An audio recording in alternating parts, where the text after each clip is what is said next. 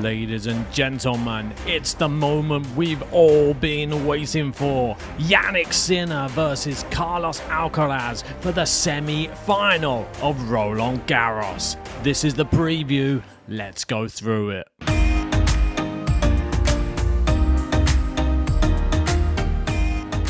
That's right, and before we go anywhere, make sure you have hit that like button and subscribe to the channel.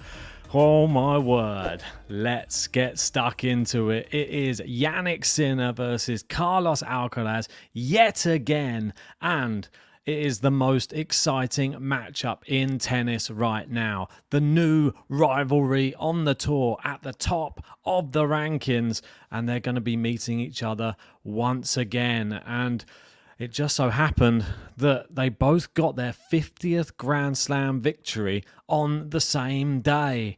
It is really an amazing feat for both of these players. But they're so young, they're so promising, and, well, they always deliver. And I can't wait to see how they're going to get on against each other. Make sure you stay tuned. I'll give you my prediction at the end of this video as well. And I want to hear your predictions in that comment section too. Let's start off with Jannik Sinner because he just went through in straight sets against Grigor Dimitrov. It was 6-2, 6-4, 7-6, and he's still undefeated in Grand Slam singles play this season and has lost just one set so far in Paris. And that was that absurd first set against Moutet, which I don't know where that one came from, but it was a little bit of a weird one, but he managed to just overcome it. By the end of the first set, he was already coming back, and then the rest of it was history. But this match against Dimitrov, I think Dimitrov didn't really live up to the hype. I mean, he looked good in the previous rounds, but in this one, Jannik Sinner made him look average. I think that what he's able to do with his game style, which is just very, like, I know we always say it, regimented. It's very solid in all of the like attributes he has. It's clean. It's effortless. He moves around the clay so well. He's in position to hit shots, and he hits the ball so hard. He doesn't ever look flustered either. He didn't ever look in trouble against Dimitrov, and that was one key factor of this new Jannik Sinner, who is a Grand Slam champion and new world number one. We'll get onto that in a second as well. He's a scary prospect, and there's only a few people on the tour who could probably even go up against him right now. One of those is Carlos Alcaraz. Let's speak about him becoming world number one, because obviously Djokovic withdrew from the tournament earlier on, and that knee injury proved to be too much for him, unfortunately. He will not play Casper Ruud in the quarterfinals. Casper Ruud gets a bye through into the semi-finals, where he will play either Zverev or Alex de Minaur. Well. Jannik Sinner, world number one. I mean, he is the best player in the world right now. There's no denying it. And he's doing it on all the surfaces. He put out this tweet as well, say, a special day for me, my first Roland Garros semi-final, and to reach the ranking of world number one. Grateful for this moment, something we have worked very hard for, but the work doesn't stop here. Forza! Exactly right. Let's have a little bit of Jannik love.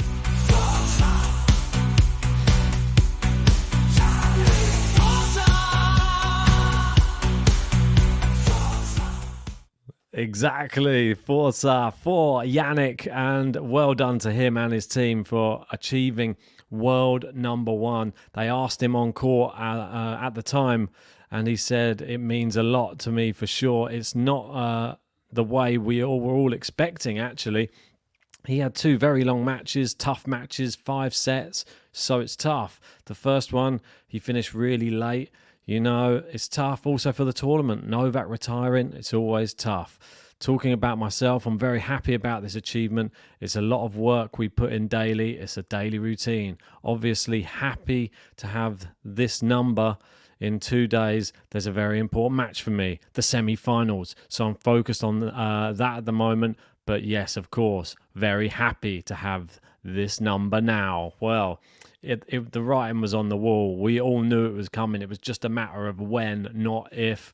I mean, Djokovic would have had to have pretty much got all the way to the final, if not won the whole entire tournament, to be able to prevent him. It was a tall order, especially with a bum knee. But there was one guy last year who actually predicted Jannik Sinner to become world number one. And that guy was called Carlos Alcaraz. He said in November last year, he said, Sinner will become number one in 2024. And then in June 2024, only 7 months later, he does become world number one. And there he is being asked the question, do you think he's a contender for Grand Slams in 2024? Well, even more than that, he thought that he would be world number one. There you go. And there's the quote. Well, he's a very intelligent guy on a tennis court as well, Carlos Alcaraz. And he showed it again against Stefanos Tsitsipas in his semi-final. It was plain sailing for the first set and 4-1. I think he started to not abuse his right to play so easily and freely against Tsitsipas, but it became a bit of an exhibition style match, I feel. And he allowed Tsitsipas back into the second set, but I still think there was something in his head that he was never quite worried, really. I mean, the only time when he sort of looked a little bit worried was after Steph had a chat with the umpire just about him doing elongated grunting.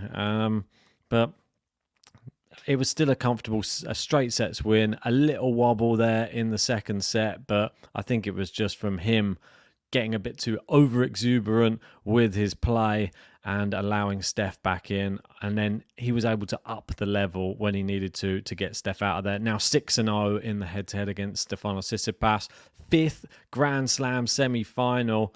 And he's reached the semi-finals or better in 5 of his last 6 Grand Slam appearances. Back-to-back Roland Garros semi-finals as well. Lights out tennis the Carlitos way. Yeah, and he's just a breath of fresh air, this guy. He's always smiling on the tennis court. I mean, the odd match, you might catch him having a little bit of a grumble at himself. But other than that, it's just all smiles. They even said in the post-match interview on court, said, you're the one person who really makes me happy. And he said, other than Ben Stiller, who was in the crowd watching. So, yeah, I mean, you don't get many people who smile as much on a tennis court when they're this great at tennis. Even the other greats like Djokovic's and Nadal's and Federer's, didn't see them smiling so much back in their early years. But, well, they've had more cause for smile in the latter stages since they've won all those slams. He was looking ahead to playing Jannik Sinner, and he was asked, looking ahead to playing Jannik, what would you say is the hardest part of playing against him, and what do you enjoy the most about your matches with Jannik? And he said, well, you have to run like it's a marathon, side to side. I think he holds nothing back. Everything he does it perfectly. The way that he hits the ball is unbelievable. The way he moves, it's really, really well. He pushes you to the limit on every ball, in every point. And I think it's the hardest thing to face Jannik. At the same time, I love that. I love these kind of matches. I love this kind of challenge, to have a really difficult battle against him. The previous matches that we've played, I think, was like that. And I love that. I love to find solutions, to find a way to beat him the way that I did in Indian Wells. For example, that 6-1 in the first set, and then I found a way to make him in trouble. I think those situations are great for tennis, to try and find the right ways, I would say. Yeah, definitely. And this is the one thing that they're both going to have in this long career of both of theirs. There's going to be a lot of working out different situations, not just between when they play matches, but during the match. The game will change and they will have to have a plan B, C, D, E. They're going to have lots of different strategies for how their opponent's playing, and if they have any new quirks in their game, new little shots that they know that they need to have a counter for.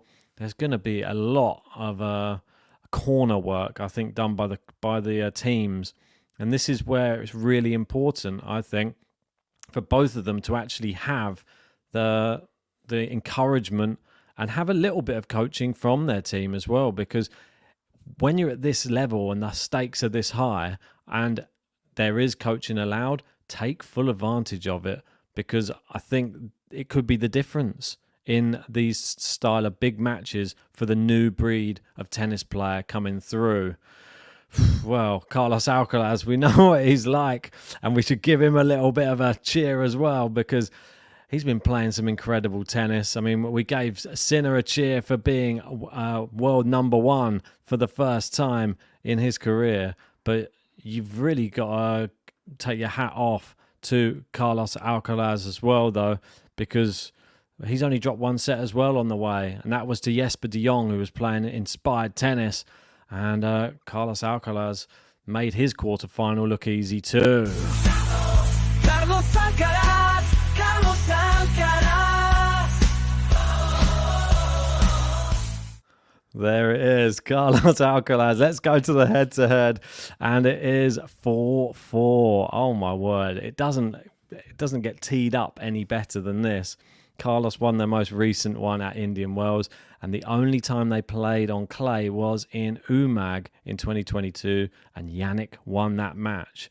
Jannik is 33-2 in 2024 and is undefeated in Grand Slams this season.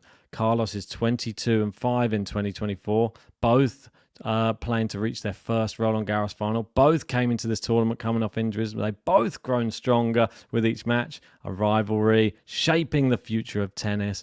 Every time they play, it's a must-see match that's littered with mind-bending highlights.